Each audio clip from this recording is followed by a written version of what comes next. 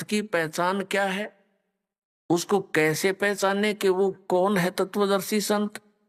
तो इसी पवित्र सदग्रंथ श्रीमद् भगवत गीता में ये भी स्पष्ट किया है कि तत्वदर्शी संत की पहचान क्या होती है।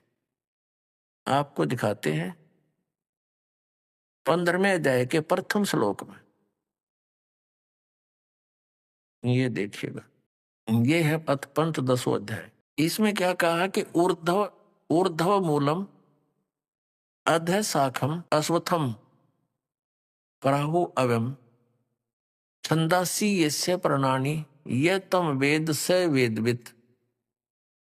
ऊर्ध्व माने ऊपर को, मूल माने जड़ वाला, अधः शाखम नीचे को शाखा वाला।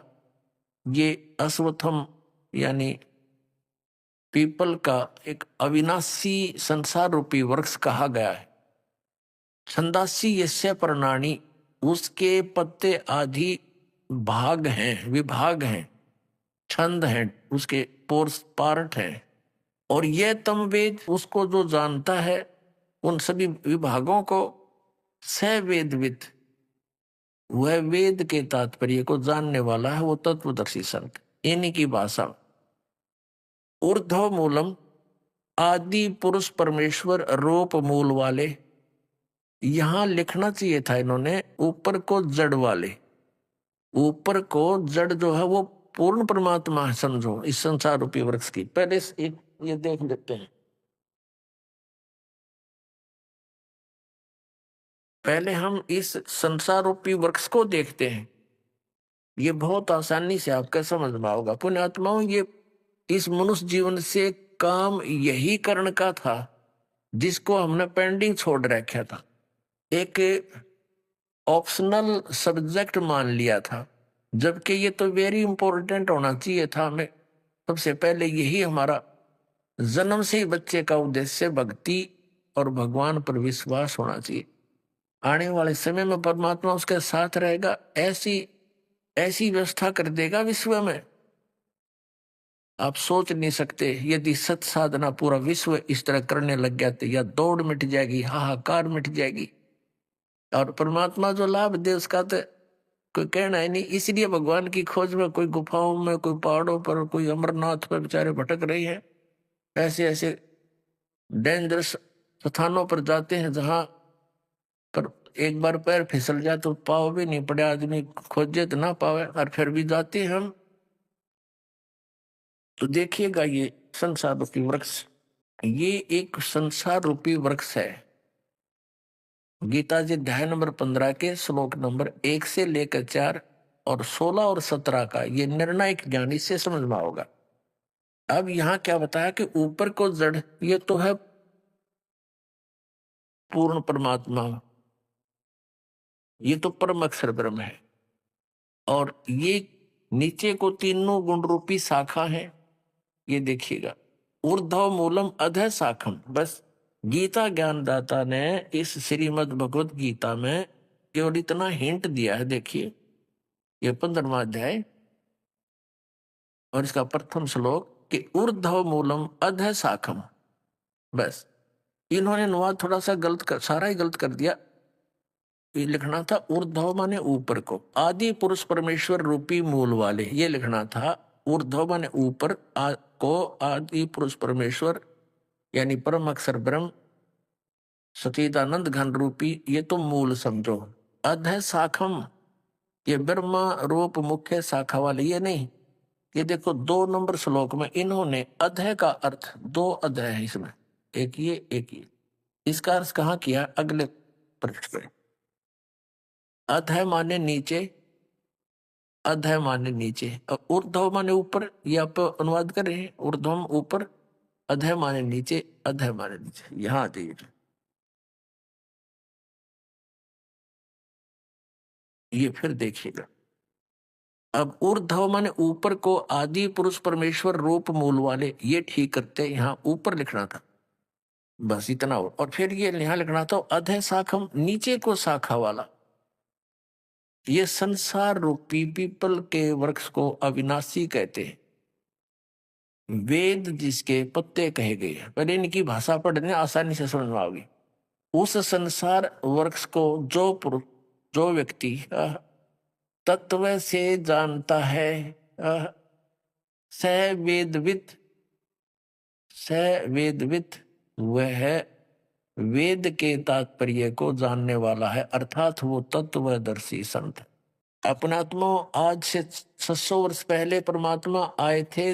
उन्होंने अपनी सच्चिदानंद घन ब्रह्म की वाणी कबीर वाणी में कहा था, अक्षर पुरुष एक पेड़ है, सर पुरुष वा की डारे, तीनों देवा शाखा है, ये पात रूप संसारे।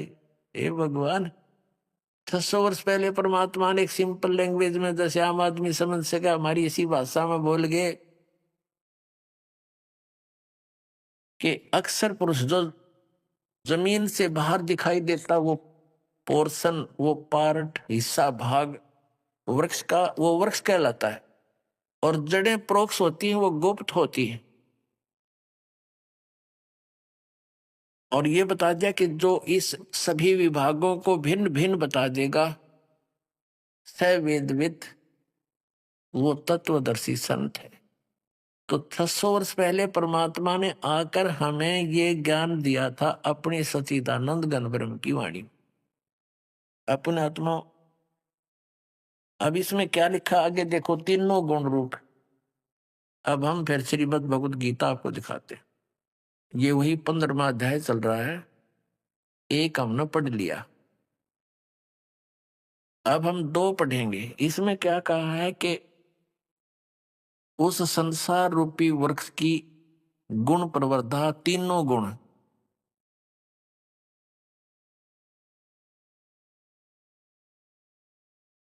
तीनों गुण रूपी बढ़ी हुई विषय प्रवाला शाखा, यानी विषय भोग रूप कोपलों देव मनुष्य और तिरक आदि योनि रूपी शाखा, यदि अपने सट्टे मारेंगे इन्हें पता ही नहीं था। ऊपर को और मूल और नीचे को तीनों गुण रूपी शाखाएं, नीचे और ऊपर, अधः माने नीचे, ऊर्ध्व माने ऊपर, सर्वत्र नहीं, ये फैली हुई है। मनुष्य लोक में कर्मों के बंधन में बांधने की ये मुख्य कारण है, मूलानी मुख्य कारण है, जड़ें हैं जो नीचे और ऊपर व्याप्त है। अब देखो, हमने यहां ये देखना है कि तीनों गुण कौन है? रजगुण ब्रह्मा, सतगुण विष्णु, तम गुण शिव जी। हम थोड़ा सा कंसेप्ट क्लियर करके आगे चलेंगे। ये दिखाना पड़ेगा कि रजगुण ब्रह्मा है, सतगुण विष्णु, तम गुण शिव जी। ये मार्कंडेय पुराण है, गीता प्रेस गोरखपुर से प्रकाशित है।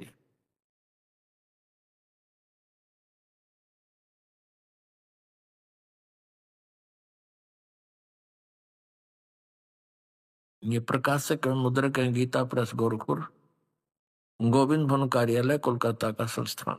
अब इसके 123 पृष्ठ पर पढ़ेंगे, ज्यादा नहीं। 122 23 पे, 22 पे है संक्षिप्त मार्कंडे पुराण। यहाँ मार्कंडे जी बोले, मुने, ये मार्कंडे जी बता रहे, हम यहां जाते हैं अपने काम की वस्तु ले। ये लिखा रजोगुण प्रधान ब्रह्मा, तमोगुण प्रधान रुद्र और सतोगुण प्रधान विश्वपालक विष्णु है। यही 3 देवता है और यही 3 गुण है। कंसेप्ट क्लियर हुआ? अब हम फिर आते हैं श्रीमद् भगवत गीता के अध्याय नंबर 15 के श्लोक नंबर 2 को देखते हैं। 15 का श्लोक नंबर ये 2 है। उस संसार रूपी वृक्ष की तीनों गुण, रजगुण ब्रह्मा, सतगुण विष्णु, तमगुण शिवजी रूपी शाखाएं हैं। ये ऊपर और नीचे फैली हुई है। ऊपर स्वर्गलोक, पाताललोक और पृथ्वीलोक पर ज्ञान बोला ही जा रहा है। अब यहां देखो, तीसरे में क्या कहा है कि इस संसार वृक्ष का स्वरूप जैसा कहा है वैसा यहां विचार काल में नहीं पाया जाता, क्योंकि इसका न आदि और न अंत है, न इसकी अच्छी प्रकार स्थिति है। यो गीता ज्ञानदाता कहता है कि इस संसार रूपी वृक्ष का और छोर मुझे ज्ञान नहीं। और तेरे और मेरे इस गीता जी के डिस्कशन में मैं तुझे नहीं बता पाऊंगा क्योंकि इसकी स्थिति से मैं परिचित नहीं हूं, मुझे ज्ञान नहीं है। देखना, इस संसार रूप वृक्ष का रूप जैसा कहा गया यहाँ विचार काल में, यहाँ तेरे और मेरे गीता जी के इस डिस्कशन में विचार विमर्श में नहीं पाया जाता, क्योंकि न इसका आदि है और न इसका अंत, और न इसकी कोई अच्छी प्रकार स्थिति है। इसलिए इस सुविरुद्ध मूलम, अति दृढ़ मूल वाले, ये नहीं, अति दृढ़ मूल वाले संसार रूपी पीपल के वृक्ष को, जिसकी मूल यानी ऊपर को जड़ रूपी जो भगवान है, वो कौन है? अब जैसे अक्षर पुरुष एक पेड़ है, निरंतर सरपुरुष वा की डार, तीनों देवा शाखा हैं, ये पात रूप संसार, लेकिन वो जड़ तो अलग है, वो प्रोक्ष है, वो परम अक्षर ब्रह्म है। तो यहाँ बताया है ऊपर वाला जो जड़ रूपी परमात्मा का पोर्शन है, सतलोक अलखलोक अगमलोक अकैलोक, तो वो तो समझो सुदृढ़ है, वो तो अविनाशी है।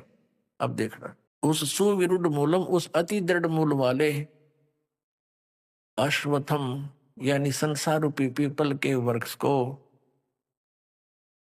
अब यहां इन्होंने लिखा है असंख्य शस्त्रेण, वैराग रूप शस्त्र नहीं, तत्व ज्ञान रूपी शस्त्र के द्वारा काटकर, अर्थात उसको समझकर, तत्वदर्शी संत मिलने के उपरांत उससे उस ज्ञान को समझकर उसके पश्चात, ये देखना अध्याय नंबर 15 का अब श्लोक नंबर हम अब 4 पढ़ाएंगे आपको, ये 4। उसके पश्चात उस परम पद रूप परमेश्वर को भली भांति खोजना चाहिए, जिसमें गए हुए साधक फिर लौटकर संसार में नहीं आते, और जिस परमेश्वर से इस पुरातन संसार वृक्ष की प्रवृत्ति विस्तार को प्राप्त हुई है, उसी आदि पुरुष नारायण के मैं शरण हूं, इस प्रकार दृढ़ निश्चय करके उस परमेश्वर का मनन और निधि ध्यान करना चाहिए, उसी परमात्मा की परपदे माने पूजा करनी चाहिए। ये सीधी सी बात है। अब इससे क्या कंसेप्ट क्लियर हुआ पुण्यात्मा? इससे ये सिद्ध हो गया, एक तो तत्वदर्शी संत कौन है और वो तत्व ज्ञान है क्या, उसकी पहचान क्या है,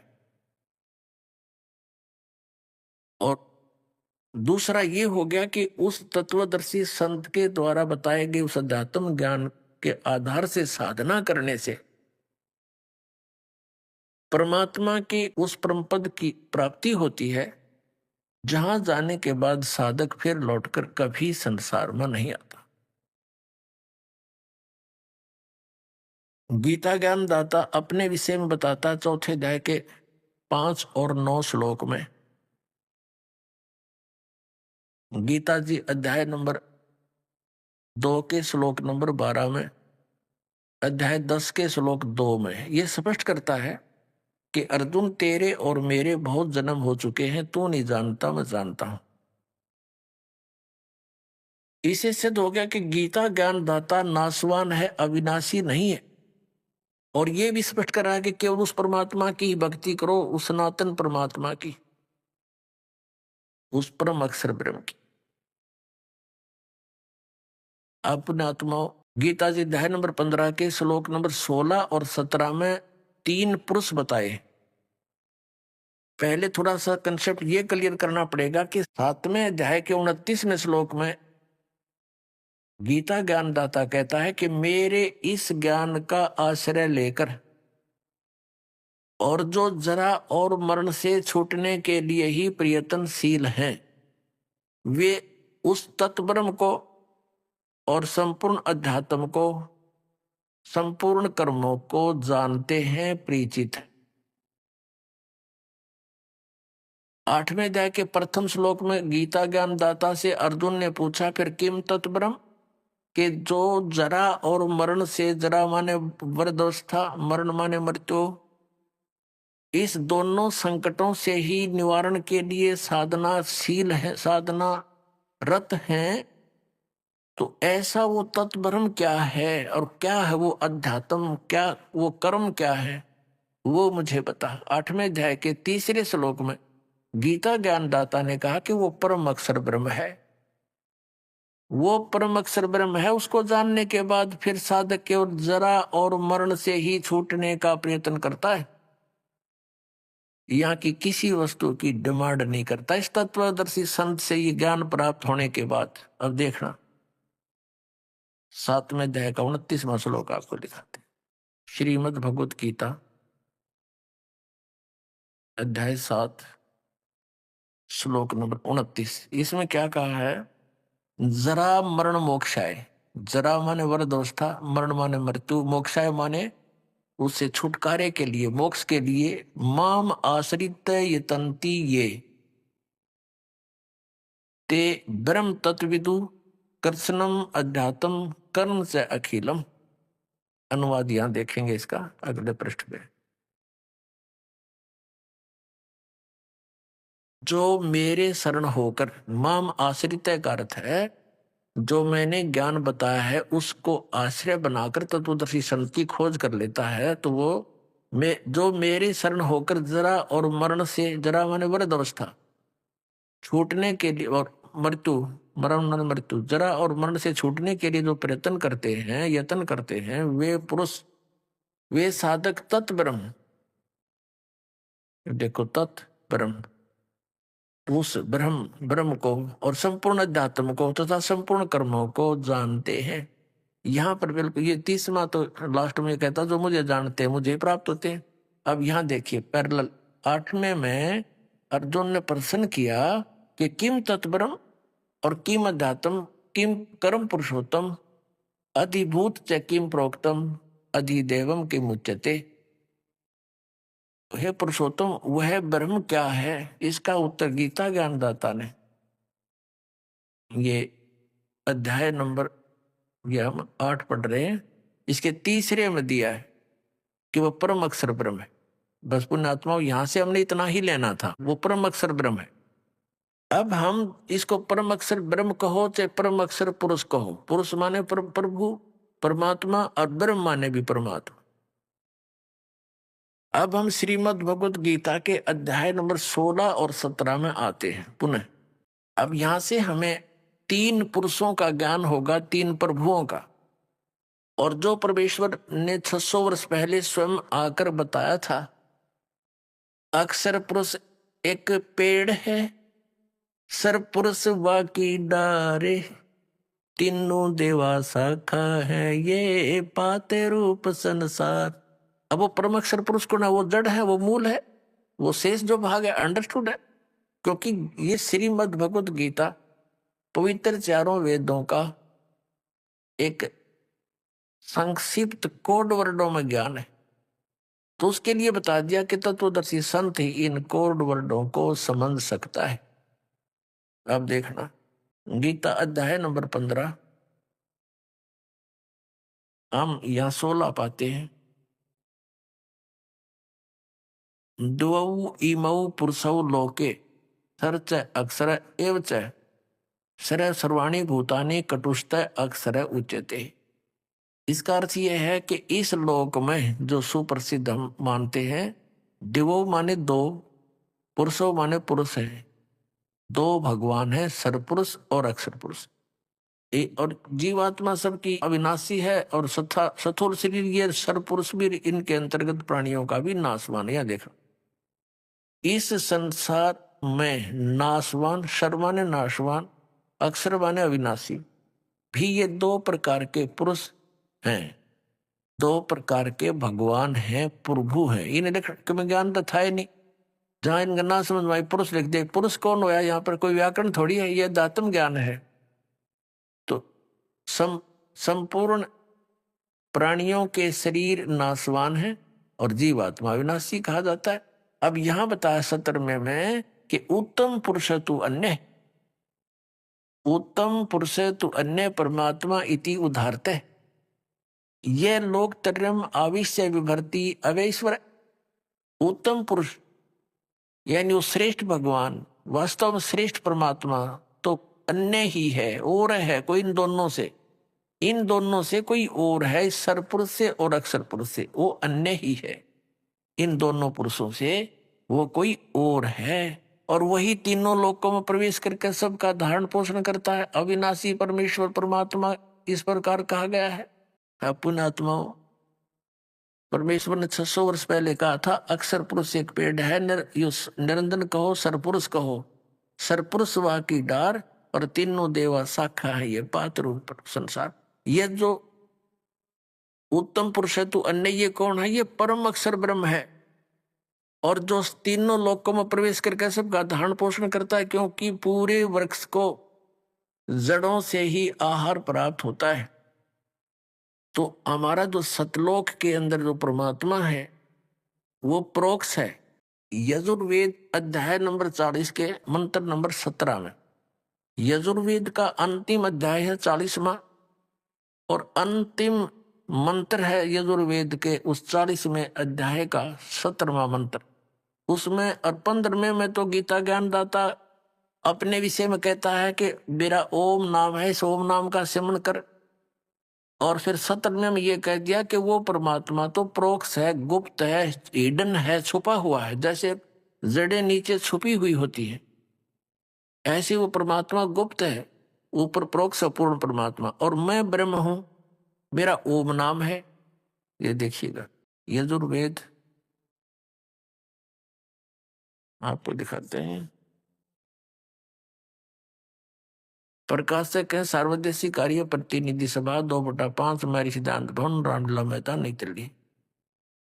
महर्षि दान सरस्वती कर इसका अनुवाद किया महर्षि दानंद ने। ये वेदों का लेखक नहीं है। मुद्रक है Prince offset printers 1510 Pataudi house त्रियागन नई दिल्ली। ये लास्ट में है यहाँ पर। ये है यजुर्वेद भाष्यम।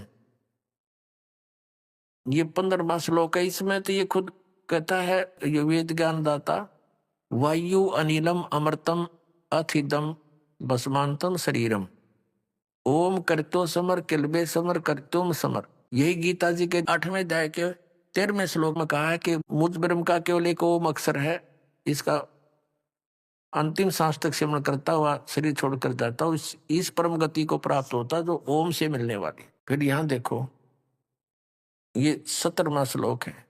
इसमें क्या लिखा? हे मनुष्यों, जिस ज्योत स्वरूप रक्षक मुझसे अविनाशी यथार्थ कारण के आच्छादित मुख के तुल्य उत्तम अंग का प्रकाश किया जाता है, जो वह प्राण व सूर्य मंडल में पुरुष माने पूर्ण परमात्मा है। वह तो प्रोक्ष रूप है, वह गुप्त है, अहम और मैं ब्रह्म खम आकाश के तुल्य में, खम माने आकाश में, उस ब्रह्म लोक रूपी दिव्य आकाश में रहता हूं और मेरा एक ओम नाम ऐसा जानो। बस पुण्यात्माओं,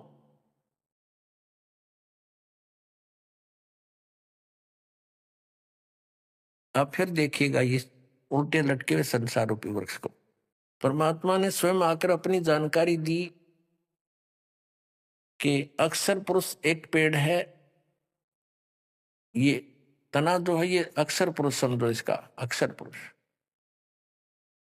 और सर पुरुष इसे निकली हुई एक डार शाखा, डार और तीनों देवा शाखा है ये पाते रूप संसार। हम आगे यहाँ पात रूप में है और इसको जड़ से आहार मिलता है सबको। अपने आत्मा यहाँ ये अज्ञानी हमारे गुरु पूर्व के ये आपको फिर उलझा सकते हैं कि गीता ज्ञानदाता 15वें अध्याय के 18वें श्लोक में अपने आप को पुरुषोत्तम कहता है। वो क्या कहता है कि मैं तो लोक वेद के आधार से पुरुषोत्तम प्रसिद्ध होया हुआ हूं। लोक वेद माने दंत कथा, अक्षेत्रीय ज्ञान, सुना सुनाई बातें, किंवदंतियां। क्योंकि मैं, मेरे अंतर्गत जितने प्राणी हैं, 21 ब्रह्मांड का यू मालिक, इसके अंतर्गत जितने भी प्राणी हैं उनका ये स्वामी है, उनसे तगड़ा है। इसलिए यहाँ ये प्रभु पुरुषोत्तम प्रसिद्ध हो रहा है। लेकिन कहता है उत्तम पुरुष तो अन्य है, वो तो कोई और है। यहाँ देखिएगा गीता जी अध्याय नंबर 15 का श्लोक नंबर, अब 17 तक तो हमने पढ़ लिया। कि उत्तम पुरुष है तो अन्य, ये तो स्पष्ट हो गया, उत्तम पुरुष तो कोई और ही है। और यहां ये कहता है 18वें श्लोक में, क्योंकि मैं नासवान जड़ वर्ग क्षेत्र से तो सर्वथा अतीत हूं और अविनाशी जीव आत्मा से भी उत्तम हूं, इसलिए लोक में और वेद में पुरुषोत्तम नाम से प्रसिद्ध हूं। अब ये क्या है कि यस्मात् अक्षर अतीत है अहम अक्षरात अपि च उत्तम, अतः अस्मि लोके वेदे, यानी लोक वेद में दंत कथाओं से मैं पुरुषोत्तम प्रसिद्ध हूँ। प्रसिद्ध माने प्रसिद्ध हूँ, क्योंकि मेरे अंतर्गत जितने प्राणी हैं, ये चाहे वो स्थूल शरीर में है चाहे वो अविनाशी जीवात्मा रूप में, उनसे मैं उत्तम हूँ, उनसे तगड़ा हूँ, इसलिए मैं पुरुषोत्तम प्रसिद्ध हो रहा हूँ। नहीं, वास्तव तो पुरुषोत्तम यहाँ बता दिया इस 15वें अध्याय के अब 17वें श्लोक में कि उत्तम पुरुष है तू अन्य है, वो इन दो पुरुषों से कोई और है, और वही तीनों लोकों में प्रवेश करके सबका धारण पोषण करता, वो अविनाशी परमेश्वर परमात्मा इस प्रकार का। अब हम उस प्रसंग पर आते हैं कि परमात्मा स्वयं आते हैं और अपने सच्चिदानंद घन ब्रह्म की वाणी में वो तत्व ज्ञान सुनाते हैं। पुणात्मा हम पवित्र वेदों को सत्य मानते हैं। पहले थोड़ी सी कथा सुनाऊंगा उस परम पिता के यहाँ प्रकट होने की, फिर अपने सदग्रंथों से उसको सिद्ध करेंगे कि हु इज गॉड। हमारे पवित्र वेद वैसे तो ये मानव मात्र के लिए ही ज्ञान है, किसी धर्म विशेष व्यक्ति विशेष से संबंध नहीं है। फिर भी वेदों को, गीता को, पुराणों को हिंदुओं के साथ जोड़ दिया। चलो हम पहले अपने ही इस भाईचारे को समझो, बंधुओं को, इनको ही समझाएंगे, फिर पूरे विश्व को साथ लेंगे, क्योंकि हम एक पिता की संतान हैं। जीव हमारी जाति है, मानो धर्म हमारा हिंदू मुस्लिम सिख ईसाई कोई धर्म नहीं है न्यारा। जब हम उस तत्व ज्ञान से परिचित होंगे, हमें सब अपने से नजर आएंगे। जैसे आपको बताया कि सन 1398 संवत 1455 जेठ उतरते की पूर्णमासी को सुबह सुबह ब्रह्म मुहूर्त में वो परमात्मा सतलोक से चलकर आए, क्योंकि सतलोक के अंदर परमात्मा का शरीर बहुत तेजोमय है। एक रोमकूप में करोड़ सूर्य मिला दे, करोड़ चंद्रमा, उनके एक रोमकूप की इतनी शोभा है, यानी ये करोड़ सूर्य करोड़ चंद्रमा की रोशनी भी फीकी नजर आवे, वह मानव शरीर में है। यदि वो परमात्मा एज इट इज यहाँ आ जाए उसी प्रकाश युक्त शरीर में, तो हम उसको देख भी नहीं सकते, हमारी आंखें बंद हो जाए। फिर यहाँ आने का लाभ क्या हुआ? तो वो क्या करता, अपने शरीर को हल्का सरल बनाकर, हल्के तेज पुंज का अपना बना करके हल्का करके, और फिर वो यहाँ हमारे को मिलते हैं। तो ऐसे वो परमात्मा प्रत्येक युग में एक ऐसी लीला करते हैं कि एक बालक रूप धारण करते हैं और किसी सरोवर में कमल के फूल पर आकर विराजमान होते हैं, जिसके कारण उस परमात्मा को नारायण कहते हैं। नार माने जल, आयन माने उस पर आने वाला, उतरने वाला। अब जैसे हमने श्री विष्णु जी को नारायण मान रखा कि शेष नाग की सैया पर सोया था। चलो, जो भी जल के ऊपर विश्राम कर ले उसने नारायण तक कह सके हैं, लेकिन अब उनकी सब शक्तियों से परिचित हम होंगे तब पता चलेगा नारायण कौन सा है। तो वहां वो आकर प्रकट होते हैं। तो वहां ऐसे ही प्रकट हुए। पहले थोड़ी सी एक बैकग्राउंड सुनाएंगे। ये नीरू निम्मा कौन थे? ये परमात्मा सत्यपुरुष ये चारों युगों में आते हैं।